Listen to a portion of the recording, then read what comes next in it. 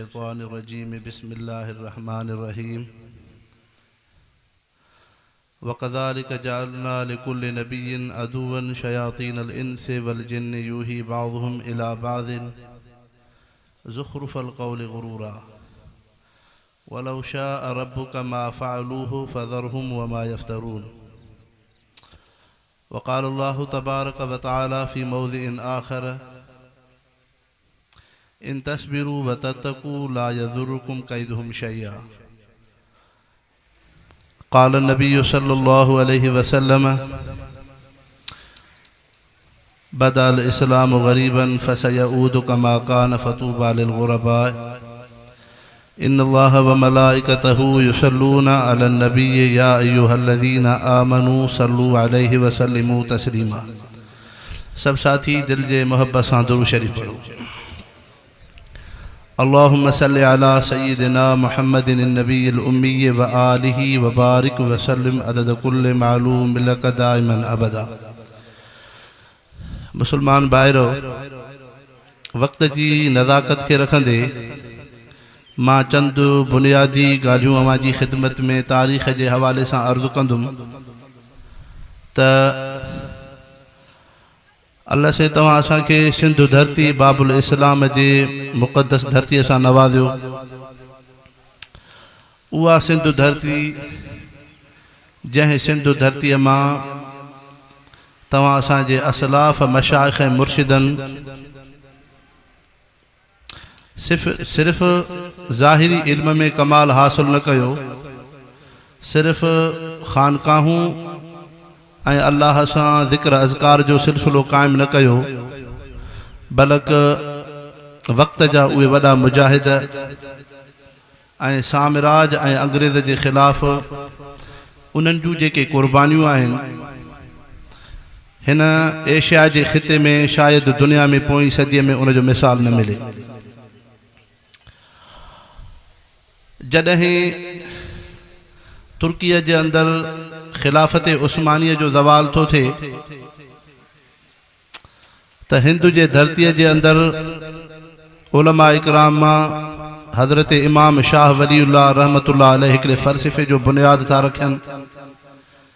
जैं फ़लसफ़े शाह वलीउल्लाह में एडो कमाल है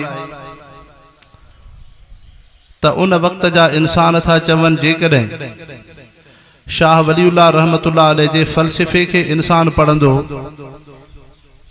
त हिन एशिया के ख़िते में कदें भी अंग्रेज़ सां हमायगी न थींदी, बल्कि अंग्रेज़ जो उन मुसलमान जी रग रग में नफ़रत जो एक अंसर पैदा थींदो। हज़रत इमाम शाह वलीउल्लाह रहमतुल्लाह अलैहि 12वीं सदी जो बुज़ुर्ग आ। जॾहिं हिंदुस्तान जे धरती ते इमाम शाह वलीउल्लाह जो वजूद तो थे, उन वक्त में सिंध धरती के अंदर हज़रत पीर मोहम्मद राशिद रहमतुल्लाह अलैहि पीर गोट शरीफ वारा उन्हनि जो वजूद तो थे। बई हम असर उहे शख्सियतूं आहिनि जेके उन वक्त में उन इस्लाम के दुश्मन के खिलाफ उन पूरी जिंदगी, पूरी उन्हनि जो हौसलो, पूरी उन्हनि जी जमात अंग्रेज़ के खिलाफ इस्लाम ऐं बातिल के दुश्मन के खिलाफ इस्लाम की हिमायत में उन ख़िदमात पे सर्फ थियनि। जेकॾहिं तव्हां दरगाह पीर गोट शरीफ के तरफ हुर्रे मुजाहिद जूं ख़िदमात कारनामा ॾिसंदो, कदें हज़रत शाह इस्माइल शहीद रहमतुल्लाह अलैहि उन्हनि जे ख़िदमात के साराहनि था। पर हज़रत इमाम शाह वलीउल्लाह रहमतुल्लाह अलैहि जेकॾहिं हिंदुस्तान के धरती ते अड़ो मुजद्दिद ऐं अंग्रेज़ के खिलाफ बातिल के खिलाफ आलिम सगोरो पैदा तो थे, जह इमाम शाह वलीउल्लाह के उस्तादन में ब उस्ताद उन जा सिंधी आलिम आहिनि। उन जो इल्म क़िरात कुरान के इल्म के अंदर हाजी मोहम्मद फाजिल सिंधी जैं इंढड़ कौम से ताल्लुक़ आ, हज़रत इमाम शाह वलीउल्लाह जो उस्ताद है। इल्म हदीस में इमाम शाह वलीउल्लाह जो उस्ताद हज़रत मोहम्मद हयात चाचर आदलपुरी घोट की जाए। जन 24 साल महबूब सल्लल्लाहु अलैहि वसल्लम के मस्जिद नबवी में रोज़े पाक के सामो हदीस पाक की खिदमत जो शरफ हासिल किया।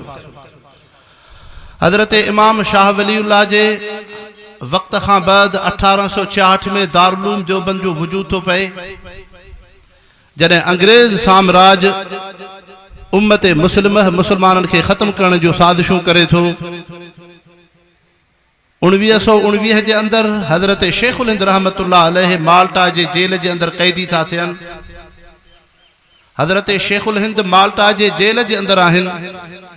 हज़रत शेखुल हिंद जे अदम मौजूदगी में दिल्लीअ में जमीयत उलमाए हिंद जे वजूद जो हिकिड़ो इजलास थो थिए, जंहिंमें 25 आलिम सगोर आहिनि, जिन में 5 आलिम सगोरा जंहिंजो सिंध सां ताल्लुक़ आहे। उन जमीयत उलमाए हिंद जे बुनियाद में हज़रत ताज महमूद अमरोटी मर्द मुजाहिद उन में शरीक आहिनि। हज़रत मौलाना असदुल्लाह सिंधी शरीक आहिनि। हज़रत पीर इमामुद्दीन उन्हीअ में शरीक आहिनि। ये उहे सिंधी आलिम आहिनि जेके जमीयत उलमाए हिंद जे बुनियाद में जंहिंजूं ख़िदमात आहिनि। मुसलमानो, 1833 जे अंदरि हिंदुस्तान जे धरतीअ ते कलकत्ता जे शहर में हिकिड़ो जलसो थो थिए, जंहिं जलसे जा मेहमान ख़ास मर्द मुजाहिद हज़रत ताज महमूद अमरोटी रहमतुल्लाह अलैह जन आहिनि। उन जलसे के कोठाईंदड़ उन वक़्त में जमीयत उलमा हिंद जा अमीर हज़रत शेखुल हिंद रहमतुल्लाह अलैह आहिनि। हज़रत ताज महमूद अमरोटी रहमतुल्लाह अलैह जन जॾहिं हिंदुस्तान जे धरतीअ ते ट्रेन मां लहनि था, मीज़बान ख़िदमत में पहुचनि था त हज़रत अवां रहाइश गाह ते हलो, जाथे अवां जी रहाइश आहे। हज़रत ताज महमूद अमरोटी फरमायो, न, मां जलसे गाह ॾे हलंदुसि। अंग्रेज़ जो दौर हो, साम्राज कुवत, उन्हनि 144 कलम हयो त जलसे जी इजाज़त न मिलंदी। हज़रत ताज महमूद अमरोटी रहमतुल्लाह अलैह बजाए रहाइश गाह जे सिधो जलसे गाह पिंडाल जे तरफ़ रुख कयो। मेहमान ख़ास हज़रत ताज महमूद अमरोटी आहिनि। जॾहिं हज़रत ताज महमूद अमरोटी नवरल्लाह मरकदहू जलसे गाह जे तरफ़ अचनि था त उते शामानो ऐं कुझु उते इंतज़ामात थियल आहिनि, ईअं जीअं जलसे गाह खे अंदरि चौदीवारी जे अंदरि महफ़ूज़ रखिजे। हज़रत ताज महमूद अमरोटी हुसैन अहमद मदनी रहमतुल्लाह अलैह खां पुछनि था त ही दीवार इहा कहिड़े क़िस्म जी आहे? त हज़रत हुसैन अहमद मदनी फरमायो त अंग्रेज़ इजाज़त न ॾिनी आहे, 144 कलम आहे, तंहिंजे करे हे पर्दा हीअ इन शइ जे करे आहे त जीअं जलसो अंदरि थिए। हज़रत ताज महमूद अमरोटी पंहिंजी पैर जुतीअ सूधो उन दीवार खे हणी, उन पर्दनि खे हणी करे फरमायूं त हीअ अंग्रेज़ जी धरती कोन्हे, हीअ मुसलमाननि जी धरती आहे। ताज महमूद अमरोटी इन जे करे आयो आहे त जलसो अंदरि चौदीवारी जे अंदरि कंहिं कपिड़े कंहिं शामाने जे अंदरि न थींदो, जलसो खुले आम मैदान ते थींदो। हज़रत हुसैन अहमद मदनी हज़रत शेखुल हिंद अमीर हिंद जी ख़िदमत में अचनि था त हज़रत ताज महमूद अमरोटी उन दीवार ऐं कनातुनि खे केरे करे फरमायूं त जलसो खुले आम मैदान ते थींदो। 144 अंग्रेज़ जी कलम जी काई अहमियत कोन्हे। त हज़रत शेखुल हिंद अजीब लफ़्ज़ फरमायो पुट हुसैन अहमद, पहिरियां बराबरि यतीम हुयासीं, जॾहिं ताज महमूद अमरोटीअ जहिड़ो अबो आयो आहे, जिथे ताज महमूद अमरोटी चवंदो उते असांखे जलसो करणो आहे।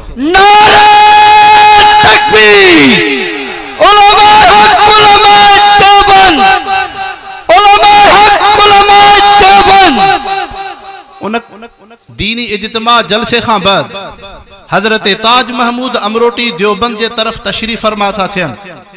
देवबंद जा उलमा, हिंदुस्तान जा उलमा, उहे हेठि था वेहनि। हज़रत ताज महमूद अमरोटी मथे खटड़े ऐं चारपाई ते वेठल आहिनि। हज़रत शेखुल हिंद अदब जे करे हेठि पिया वेहनि। हज़रत ताज महमूद अमरोटी फरमायो त न, अवां बि मूंसां गॾु मथे खट ते वेहो। हज़रत शेखुल हिंद अदब मां पेरनि जे तरफ़ खां वेहनि था, लेकिन हज़रत ताज महमूद अमरोटी उन वक़्त में नसीहत था करनि। नसीहत करण खां बाद जॾहिं नज़र कयूं, ॾिठूं त हज़रत शेखुल हिंद साॻो अदब जे करे हेठि जमात सां वेठल आहिनि।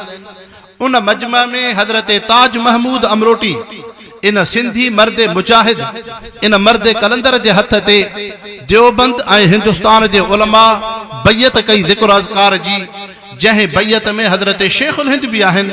हज़रत शेखुल हिंद भी अर्ज़ कयो त साईं ताज महमूद अमरोटी अॼु मूंखे बि अव्हां पंहिंजी निस्बत में आणियो। हाणे हज़रत शेखुल हिंद हज़रत ताज महमूद अमरोटी जा सालिक ऐं मुरीद आहिनि। हज़रत शेखुल हिंद उन जो मुर्शिद ऐं मुरबी आहे।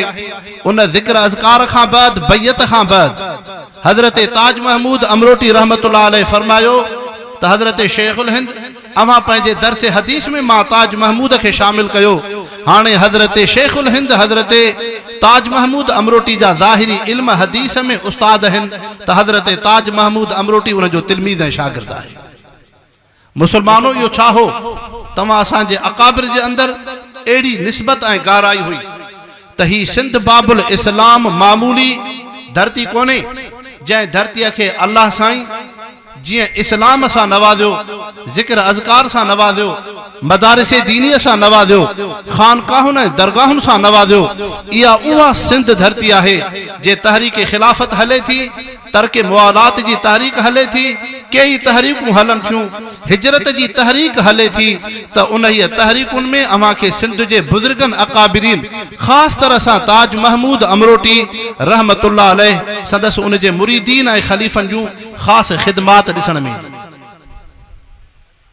1922 जे अंदरि हज़रत शेखुल हिंद रहमतुल्लाह अलैह जमीयत उलमा हिंद जा अमीर आहिनि त हज़रत ताज महमूद अमरोटी पूरी सिंध जे उन इलाके जा अमीर आहिनि। कराचीअ जो अमीर मौलाना मोहम्मद सादिक आहे। शिकारपुर जंहिंमें सखर घोटकी, शिकारपुर, गिरदो नवा, इहे सभु इलाका शिकारपुर जे ज़िले में अचनि था। उन वक़्त में 1922 जे इन अरसे में हज़रत ताज महमूद अमरोटी रहमतुल्लाह अलैह जे हुक्म ते हज़रत हमादुल्लाह हालिजवी जमीयत उलमा इस्लाम जा सदर ऐं अमीर आहिनि।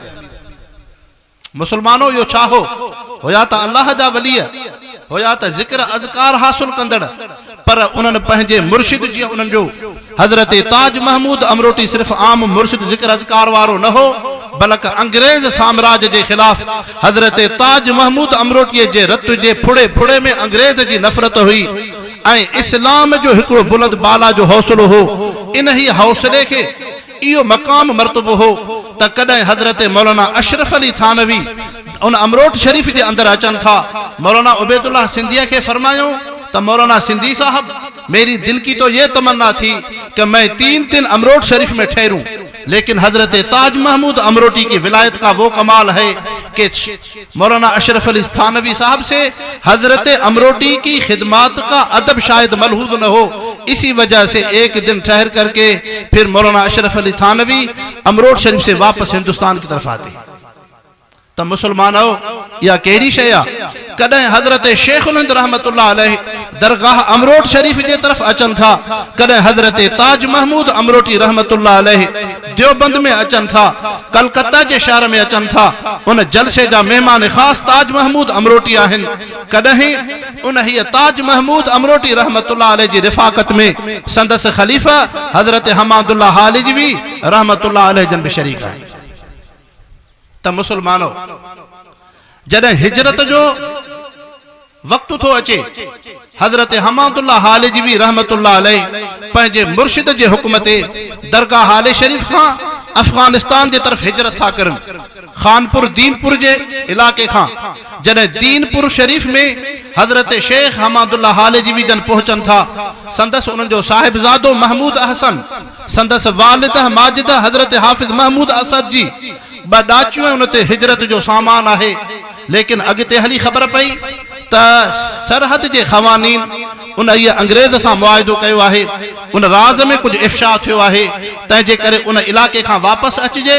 जॾहिं दीनपुर शरीफ खां हाले शरीफ वापसि था अचनि त जेको हज़रत हमादुल्लाह हालिजवी खे हिजरत जो सामान ॾाचियूं ऐं सामान आहे, हज़रत साईं हाफ़िज़ महमूद असद नव्वरल्लाहु मरक़दहु फरमाइनि था त हज़रत हमादुल्लाह हालिजवी उहो सामान पाण वटि न रखियो, सॼो पंहिंजे मुर्शिद ताज महमूद अमरोटी जी ख़िदमत में मोकिले पाण एतिरी सादगी जी ज़िंदगी था गुज़ारनि जो गंद जे ढेर तां उन्हनि कपड़नि ऐं इगड़ियुनि जूं टुकड़ा गॾु करे करे हज़रत हमादुल्लाह हालिजवी वली कामिल जे लाइ रिली थी बणाई वञे।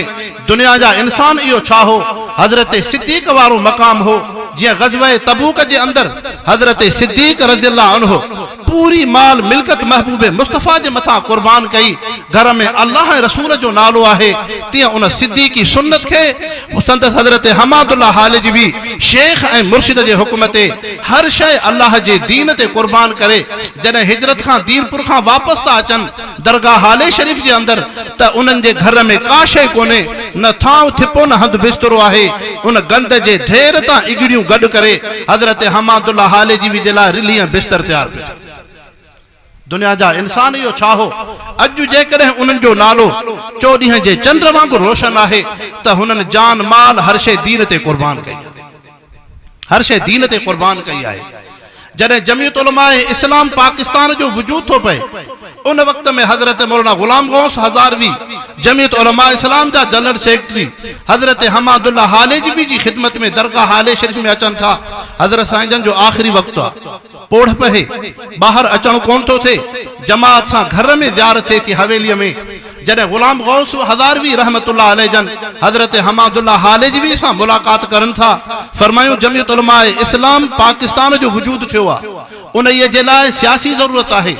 हज़रत मौलाना हमादुल्लाह हालिजवी पंहिंजे ख़ासि ख़लीफ़ा अव्वल ख़लीफ़ा अहमदुद्दीन रहमतुल्लाह अलैह खे फरमायो त पुट मौलाना गुलाम गौस हज़ारवी जमीयत उलमा इस्लाम पाकिस्तान जो पैगाम खणी आया आहिनि। मां पोढ़ो ऐं ज़ईफ़ आहियां, अव्हां खे हुकुम थो कयां त तव्हां उलमा ऐं दीनदारनि सां गॾिजी पूरी ज़िंदगी जमीयत उलमा इस्लाम में सर्फ़ कयो। त दुनिया जा इंसानो छा हो, तुंहिंजा मुंहिंजा मुर्शिद, तुंहिंजा मुंहिंजा अकाबिर, उहे शेखुल हदीस ऐं शेखुल तफ़सीर सिर्फ़ उन मदरसे जे दीवार में काल अल्लाह काल रसूल जो दर्स कोन ॾिनो, सिर्फ़ उन दरगाहुनि तॾनि ते वेही करे अल्लाह अल्लाह जो दर्स कोन ॾिनो, बल्कि जीअं हिकिड़े ख़ल्क़ खे ख़ालिक़ सां पिया जोड़नि, जीअं ज़ाहिरी इल्म काल अल्लाह काल रसूल जे दर्स सां पिया नवाज़नि, तीअं पूरी उम्मत जी रहबरी पिया कनि। उन अंग्रेज़ ऐं साम्राज्य जे ख़िलाफ़ उन्हनि जी पूरी जद्दोजहद, उन्हनि जूं काविशूं आहिनि।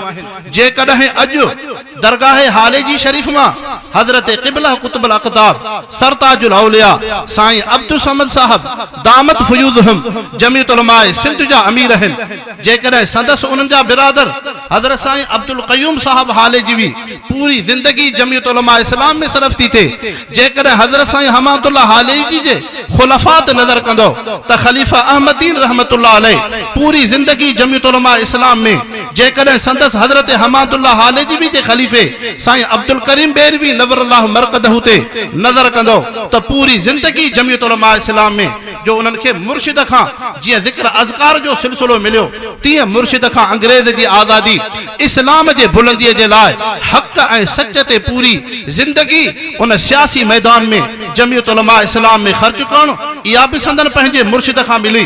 जीअं हज़रत हमादुल्लाह हालिजवी खे इहा ज़िंदगी पंहिंजे मर्द मुजाहिद हज़रत ताज महमूद अमरोटी खां मिली आहे, संदसि उन जे मुरीदीन ऐं ख़लीफ़नि संदसि उन जी जमात में बि अॼु बि जमीयत उलमा इस्लाम सां हमायगी ऐं वाबस्तगी आहे।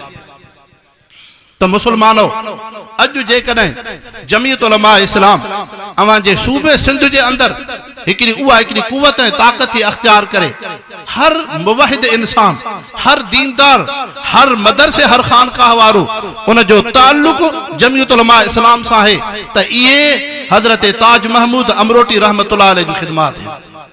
इन जे करे इन्हनि ॻाल्हियुनि खे इन जे करे दोहरायां थो त तव्हां असां मज़हबी दीनदार तबिको अहले इल्म अक्सर बेशतर जमीयत उलमा इस्लाम सां वाबस्तगीअ खे दीन खां अलॻि हिसो समझदा हूं, ईअं नाहे।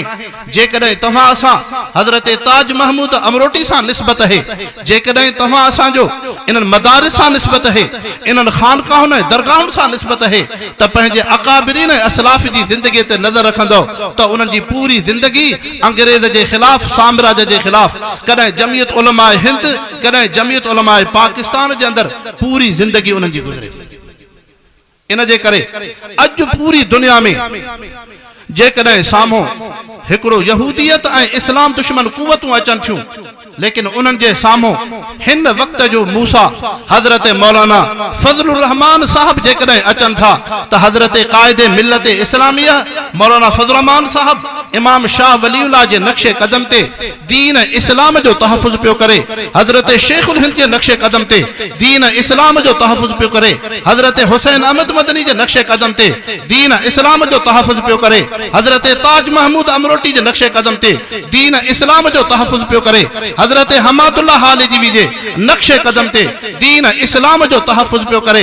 इन जे करे मुसलमानो, जमीयत उलमा इस्लाम जो वजूद तव्हां असांजे लाइ सआदत आहे। नारे तकबीर, क़ाइदे जमीयत हज़रत मौलाना फज़लुर रहमान। लेकिन मुसलमान भाइरो, उलमा इकराम काफ़ी वेठल हैं। मां ॻाल्हि खे मुख़्तसर थो कयां, ॻाल्हियूं त घणियूं कुझु ख़िदमत में अर्ज़ रखणी हूं, पर मूंखे भी किथे सफ़र करणो आहे। अल्लाह से कुरान शरीफ में फरमायो, वकज़ालिक जअलना लिकुल्लि नबिय्यिन अदुव्वन शयातीनल इंसि वल जिन्न यूही बाज़ुहुम इला बाज़िन ज़ुख़्रुफ़ल क़ौलि गुरूरा वलौ शाअ रब्बुका मा फ़अलूहु फ़ज़रहुम वमा यफ़्तरून। ऐं महबूबे मुस्तफ़ा, मां रब जो दस्तूर रहियो आहे जॾहिं बि नबियनि खे दुनिया ते मोकिलियो आहे त साम्हूं बातिल बि आयो आहे, शैतान बि साम्हूं आहिनि, इंसान ने जिनन मझां यूही बाज़ुहुम इला बाज़िन, हिक ॿिए खे साज़िशूं इस्लाम जे ख़िलाफ़, दीन जे ख़िलाफ़, ज़ुख़्रुफ़ल क़ौलि गुरूरा, माण्हुनि खे गुमराहीअ में पिया आणनि। वलो शाअ रब्बुका, रब तकवीनी तौर ते चाहे हा, मा फ़अलूहु, उन्हनि खे अहिड़े मकरो फ़िरेब जी उन्हनि खे ताक़त ई न थिए हा, फ़ज़रहुम वमा यफ़्तरून। ऐं अल्लाह जा रसूल, तू इन्हनि जे मकरो फ़िरेब ॾे तू न वञ, तू पंहिंजे रब सां तालुक़ क़ाइमु कर, इन्हनि जो मकरो फ़िरेब कामयाब न थींदो। दुनिया जो दस्तूर आहे, जॾहिं बि दीन जा पेशवा साम्हूं आया आहिनि त साम्हूं बातिल बि आयो आहे।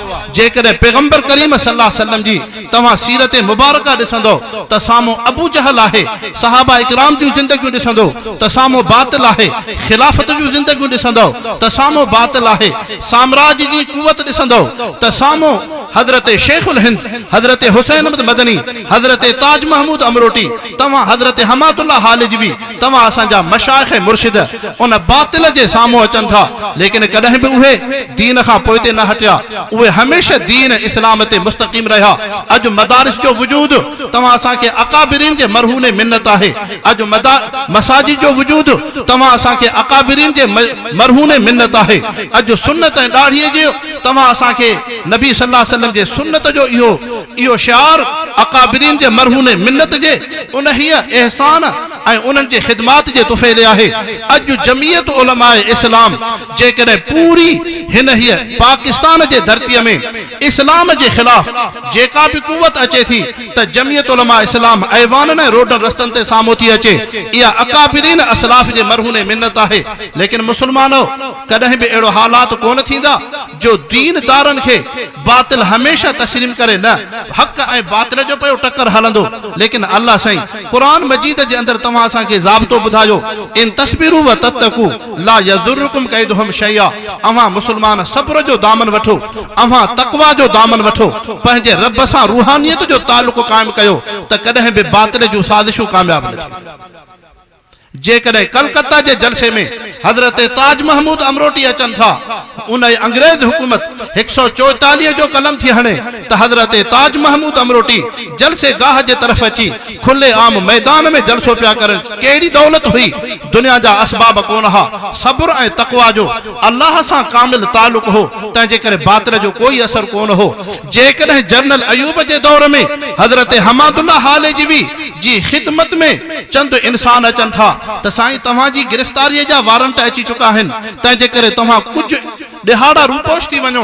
फरमायो, मां हमादुल्लाह अल्लाह जे घर रखे हिन फ़क़ीरनि नेकनि सालिहनि जेके अल्लाह अल्लाह रब जो ज़िक्र करनि था, जनरल अयूब जे उन हीअ सख़्तीअ जे करे मां अल्लाह जो घर छॾियां, हमादुल्लाह अल्लाह जो घर न छॾींदो। पुट तव्हां ख़ामोश थी वेहो, इन अयूब खे एतिरी ताक़त कोन्हे जो हमादुल्लाह खे नुक़सान ॾेई सघे, पर हमादुल्लाह जे वार खे बि तकलीफ़ नथी ॾेई सघे। इंसानो इहो छा हो, इन तस्बीरू व तत्तकू, सब्र हुयो, अल्लाह सां रूहानियत जो तालुक़ हो। तव्हां असां बेनसल औलाद कोन हो, उन्हनि अकाबिरीन उन सुलहा जी तव्हां असां औलाद हो। इन जे करे अल्लाह करीम तव्हां असांजे सिफ़ुनि में इत्तिफ़ाक़ ऐं इतिहाद क़ाइमु करे जमियत उलमा इस्लाम जो अज वजूद तमा असा जे लाए रहमत है। लेकिन इन जे करे जमियत उलमा इस्लाम इन ही 7 साल पंहिंजे अकाबिरीन जे खिदमात के उजागर करण जे लाए पूरी दुनिया ते अकाबिरीन उन्हनि जे खिदमात के पहुंचाइण जे लाए 7 साल दीनी इज्तिमा रखियो आहे। इन 7 साल इज्तिमा जी शुरुआत जुमे जे ॾींहं खां थिए थी। इन 7 साल इज्तिमा जी शुरुआत नमाज़ जुमा खां थिए थी। इन 7 साल इज्तिमा जी शुरुआत खुतबे जुमे खां थिए थी। लेकिन मुसलमानों आम ॾिहाड़नि खे उहा फज़ीलत कोन्हे जेका जुमे जे ॾींहं खे फज़ीलत आहे। आम खुतबनि खे उहा फज़ीलत कोन्हे जेका जुमे जे खुतबे खे फज़ीलत आहे। आम नमाज़ुनि मां जुमे जे नमाज़ खे फज़ीलत आहे। लेकिन हज़रत क़ाइदे मिल्लत इस्लामिया मौलाना फज़लुर रहमान इन ही 7 साल जे इज्तिमा में चौथों चंड इहो भी लगायो जो इन ही जुमे ऐं उन खुतबे जी शुरुआत बैतुल्लाह जे इमाम शेख अब्दुर रहमान सुदैस जे खुतबे ऐं नमाज सां शुरुआत कई। मुसलमानों तव्हां सां खुश नसीब हूं खास तरह सां पाकिस्तान जा रहवासी जेकॾहिं शेख अब्दुर रहमान सुदैस पाकिस्तान जे धरतीअ ते अचनि था त जमियत उलमा इस्लाम जे मरहून मुन्नत पाकिस्तान जे मुसलमाननि खे मीज़बानीअ जो शरफ़ तो मिले। जेकॾहिं हज़रत मौलाना अबुल कासिम दारुल उलूम देवबंद खां पाकिस्तान जे पेशावर जे धरतीअ ते पंहिंजे कदम बोसीअ जो शरफ़ था हासिल करनि त मीज़बानीअ जो शरफ़ पाकिस्तान जे मुसलमाननि खे आहे।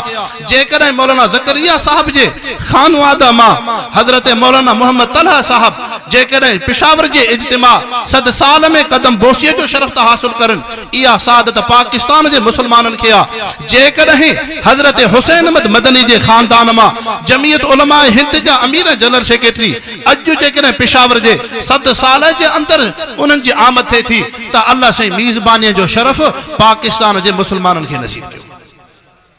लेकिन मुसलमानों खास तरह सां सिंध जमात सिंध ऐं हिंद मां अवां जी खिदमत में पुरानी तारीख़ के दोहरायो त तव्हां असां उन्हनि सालिहनि जी औलाद हूं।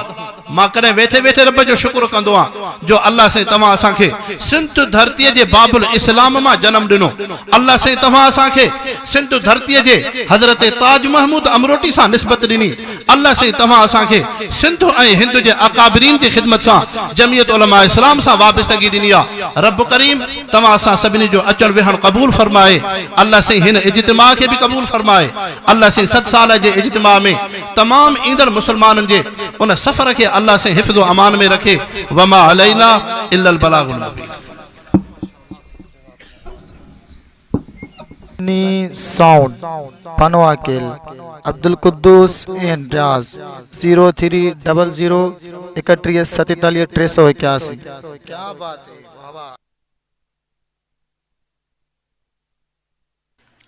सन्नी साउंड पनवाकिल अब्दुल कुद्दूस एंड राज 0300 31 47 381।